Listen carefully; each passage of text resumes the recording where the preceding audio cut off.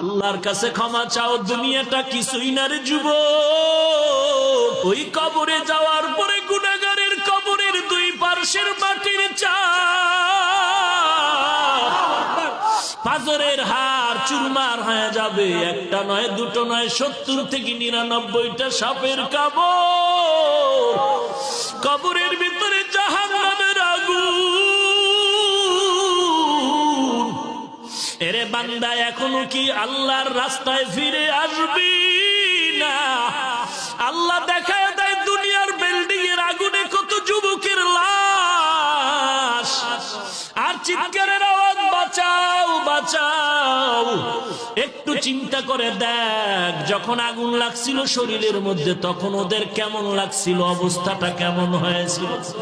ওরা যখন আগুনের মধ্যে সবাই জানালা দিয়া হাত দিয়া কয়, কে আছো, আমাদের বাঁচাও। আমাদের ডানে আগুন, বামে আগুন, চতুর্দিকে আগুন। এই দুনিয়ার আগুন থেকে হাজার হাজার হাজার তাপের মাত্রার আগুন হবে জাহান্নামের আগুন। এরে যুবক, পায়ে হাত রেখে বলি, পাও দুইটা আগাইয়া দাও। আমি তোর পায়ে ধরে বলি, আর গুনাহ করিস না রে যুবক, আর গুনার পথে যাইও না। নামাজ পড়ো, পর্দা করো, মা বাবার খেদমত করো, আল্লাহ ওয়ালাদের দোয়া নিয়ে চলো।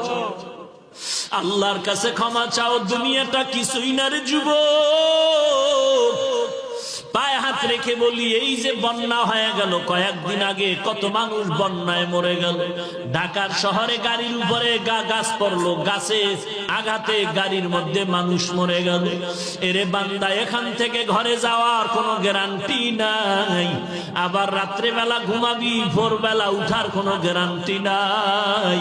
পায়ে হাত রেখে বলি, রে বাবা, তোর মতো যুবক স্কুলে পড়ে নামাজ ছাড়ে না, তুমি কেন পারবা না? তোমার মতো যুবক চাকরি করে নামাজ ছাড়ে না, তুমি কেন পারবা না? কিসের বাহাদুরি করো? কিছুই না। পায়ে হাত রেখে বলি, তওবা করে না, ও চোখের পানি ছেড়ে আল্লাহর কাছে ক্ষমা চাও, আর বলো, আল্লাহ, এই ময়দানে আমার মতো গুনাহগার কেউ নাই, তুমি মাফ করে দাও।